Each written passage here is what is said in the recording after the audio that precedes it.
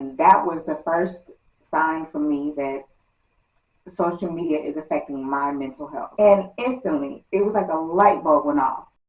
You happy because you ain't been on social media?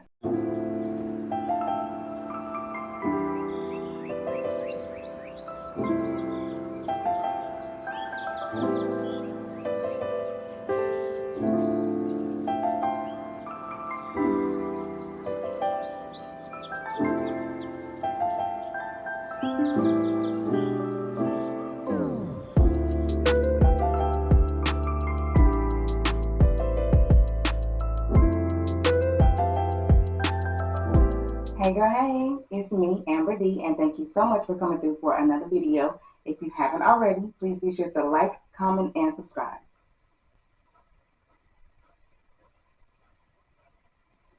So, it is 4 months before my 40th birthday, which means we have made it to episode 3 of my Road to 40 series. So, of course, if you missed episode 1 and 2, be sure to go back and check those out. Episode 1 was all about manifestation and getting that journey started, mostly focusing on what I wanted my 40s to look like and making a rock solid plan to put that into motion so that when I hit 40, I'm able to hit the ground running and already have a lot of the groundwork laid to be able to bring those manifestations into real life and make them a reality. Episode 2 was all about deciding where I wanted to go for my 40th birthday trip. After months and months and months of planning, I finally decided on the Texas wine country. I am so excited. Got that whole thing situated. So, in this episode, we are focused on the role social media plays in my life currently and the role I wanted to play in this upcoming chapter of my life. So, when I say social media, I mainly mean Instagram. It's always been my social media of choice. I would say probably in maybe 2017, 2018 is when I started taking content creation seriously. Not to the point where I maybe referred to myself as a content creator. I don't even know if I was familiar with the term then, but I know I would purposely take pictures to post on social media. And that was when it all started for me around 2017. 2000, no, it was definitely 2017. I would definitely say 2017. I remember I would come home from work and take pictures in here, actually in my office in my cute little work outfits, and I would come up with my captions and I would post about where I got my outfits and how much it cost. I was so proud that I found these really great bargains and the whole thing, and it actually is what led to me starting my boutique. So I figured I could make that into a business. I would find really great pieces wholesale, take pictures of myself in the cute outfits, post them on my website, and then go on social media and be like, hey, go shop with me. Of course, that was more going into starting a business than that. Anyway, from there, I kind of got in the habit of, I would have days where I would create content and then I would edit the content. And there were times I would set aside to go back and work on my captions and figure out the best hashtags. And then I figured out a good posting schedule, and I was purposely creating content for my personal page. I would have like behind the scenes stuff, and then I would have content for my boutique page. I was posting certain things on certain days, and I was always really active in the stories and in the reels and the videos and the carousels, and I was always doing everything Instagram said to be able to grow your page.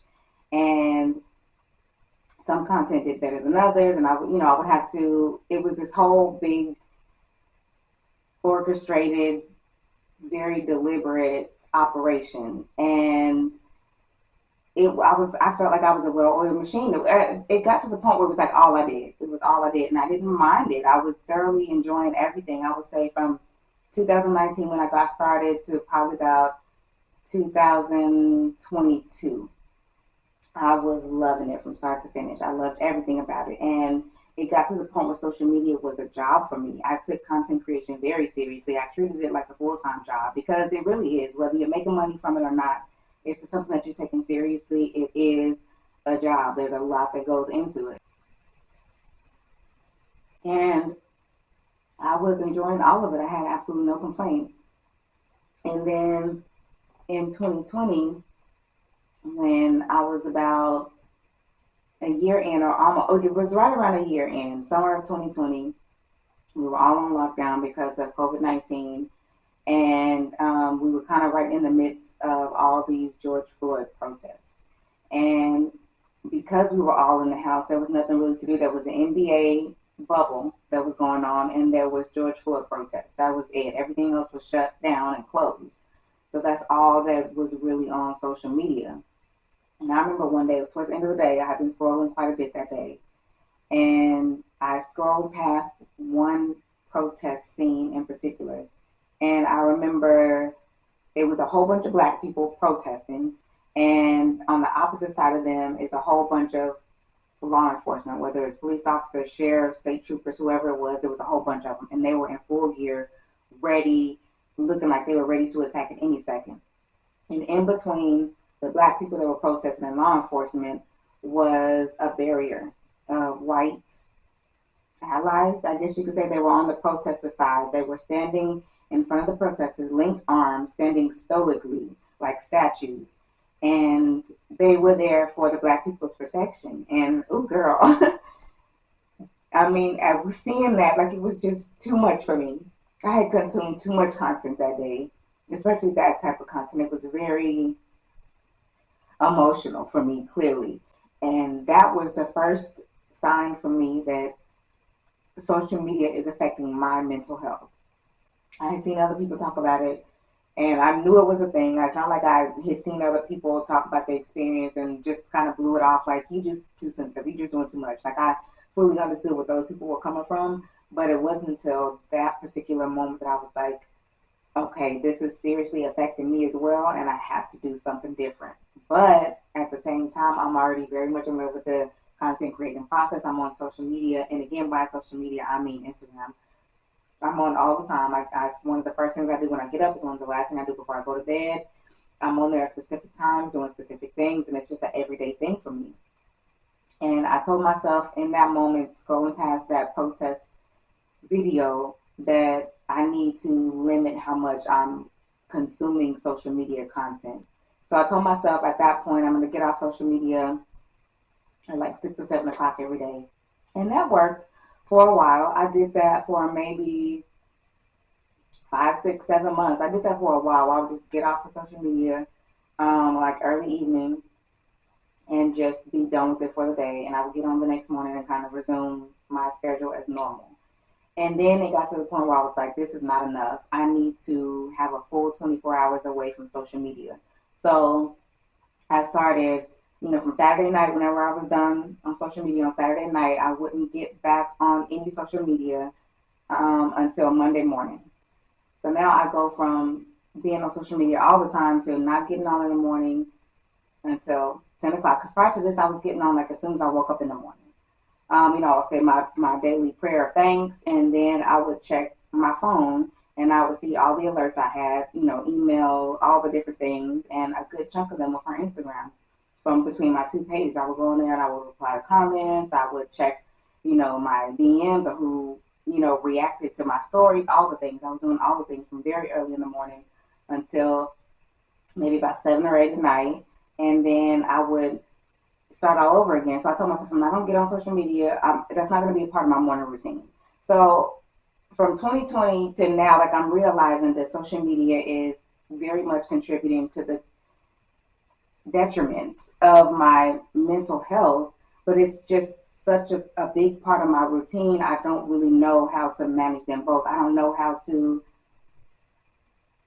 have, to increase my mental health back into a really good state, and then also be able to create content and grow my community on these different platforms, meaning Instagram and YouTube at this point. But it was just a lot, especially with all of this being a one-woman show. I'm vlogging, I'm working full-time. I was also, that's, early, a few months before is when I started my, working as a virtual assistant. So I have all these things going on, and it's just like all consuming. I'm literally doing something at all times of the day, and it just became a little bit too much. So I told myself for the month of January, I'm just going to take it easy. I'm going to take a break. I'm still going to be vlogging, doing that, but as far as my boutique goes, I'm very much going to take a step back.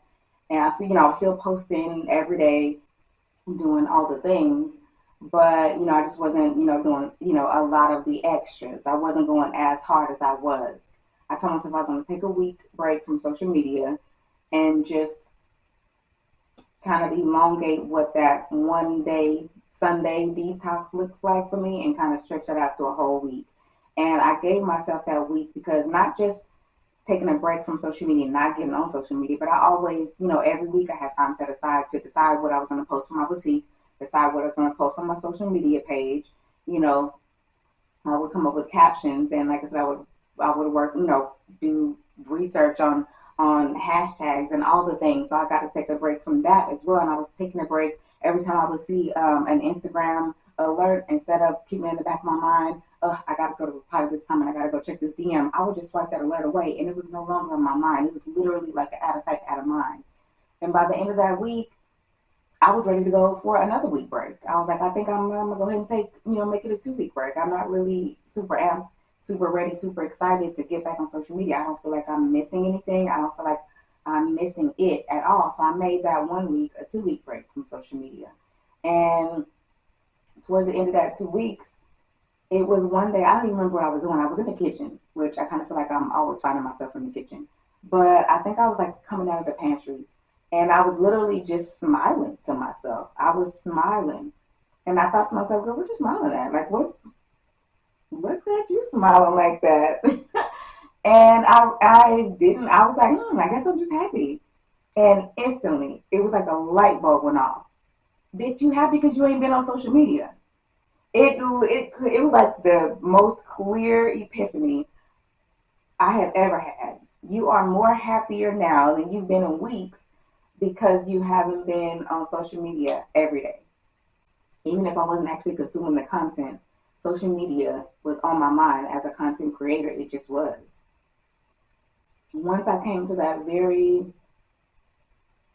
pivotal moment with that very clear, sharp, evident epiphany, it was then I was like, you know what? I'm done. I'm done with social media. I'm happier than I've been in a very long time, walking around smiling for no reason. Like, who does that? Happy people do that. And people that are happy, thoroughly happy from a real place on the inside out, they walk around smiling. I knew that I was suffering from like mild depression and functioning anxiety. I knew those things.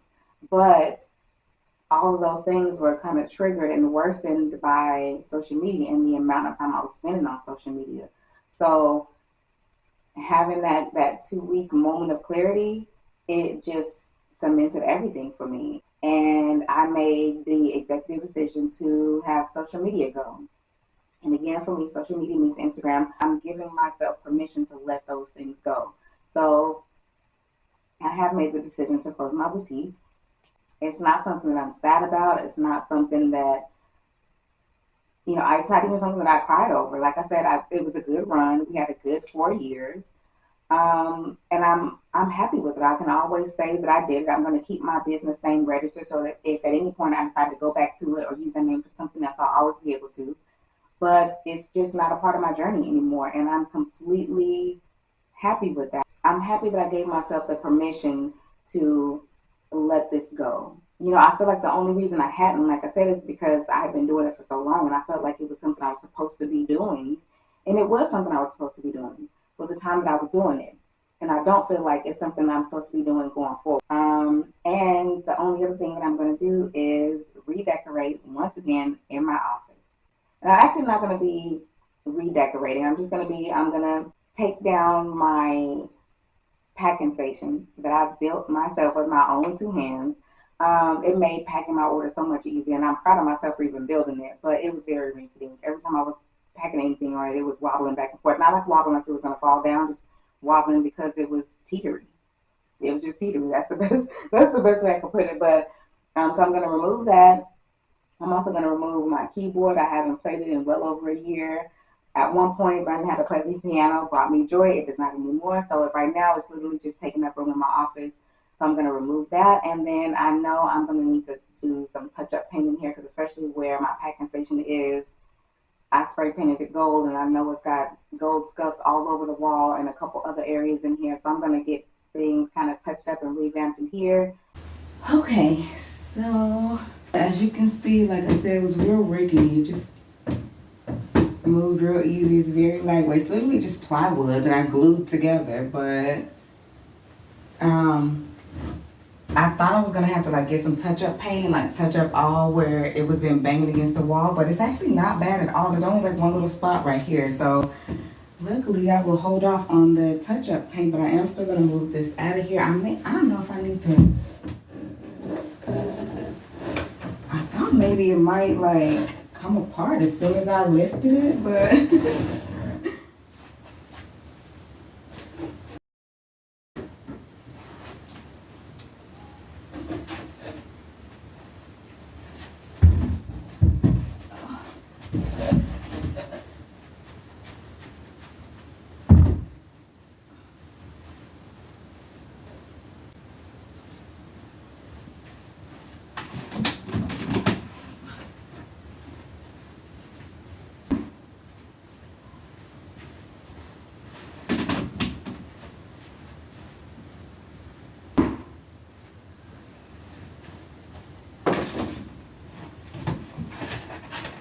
and that's that.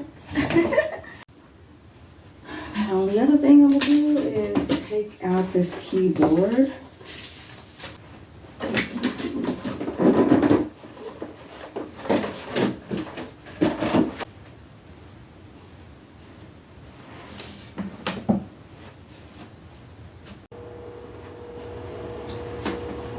Okay, so I also got a vase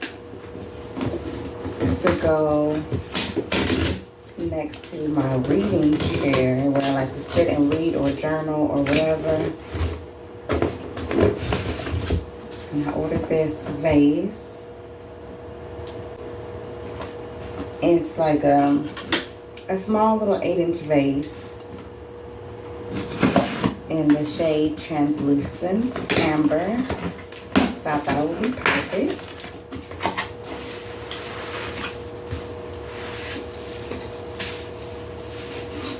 Oh, I think that really is. How cute! Can you see how it's like a gold color, like amber, like me? So I got it to go right here. And I'm gonna get myself some flowers and like some fresh flowers on a regular basis. And sit over here and read and work on my journal, my morning manifestation journal, and all the things, and just set the vibes for myself. But yeah, I actually did buy some flowers. It's a little small bouquet. I'm gonna go put it in my cute little vase.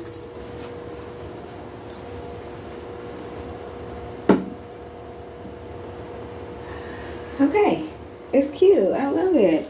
This is the first of many flowers that I will buy for myself. I got these at Walmart Girl for $5. It was one of their small bouquets, $4.97. And they didn't have the best selection, I'm gonna be honest, but these were the most alive-ish of the ones that were there. I don't know when their fresh flower day is. Maybe I'll have to start going then. But these are some type of lilies. I'm pretty sure these are some type of lilies. I really like them. They're really, really pretty. I think they go really, really well in the vase. But that is it for the time being in my refreshed office. Once again, I moved my record player over here under my music wall. I am going to put this musical poster up here with the other one that I have for my dad's stuff. And I'm going to just kind of rearrange those to where they can both fit up there. And then I have my desk area over here with my new shelf that I got. And I have more space over here. I could scoop my desk back so I have more space over here. So that's probably what I'll work on next. And then I just have like, I know I want to replace what's up here. So I'll work on that with like a little DIY project, and then get some different, more updated stuff for over here. And then also like right here. I'm not really in a big rush to fill those little spots anyway, but normally what I would do is I would have a space that I would want to put something in, and I would just go find something that would work and it would probably be cheap. It's something I found somewhere that I was looking for something else at, and I would just find something, and I'd be like, you know what, that'll do, that works. And I don't really want to take that mentality into my 40s with me. I want to just be patient and take the time to really look and find something that really does go well in this room. I really do want to take my time and curate every specific detail for this room, because when we moved into this house 6 years ago, this was literally the only room that I didn't have a clear picture for. Was my office. Every other room in the house, even my husband's room, he knew what he wanted to go in there, and I just kind of let this room evolve with me. And over the years, I rearranged and revamped and refreshed and reorganized and redecorated this room so many times, and I finally feel like I have a good idea of what I want this room to look like and what I want this room to continue to look like. So now that I'm in this new headspace going into this new chapter, I know I'm going to create a really incredible space for myself. So I'm really excited about that. But I'm going to go ahead and end the vlog here. Thank you so much for watching all the way through. If you haven't already, please be sure to like, comment, and subscribe. And be sure to stay tuned for episode 4 of my Road to 40 series.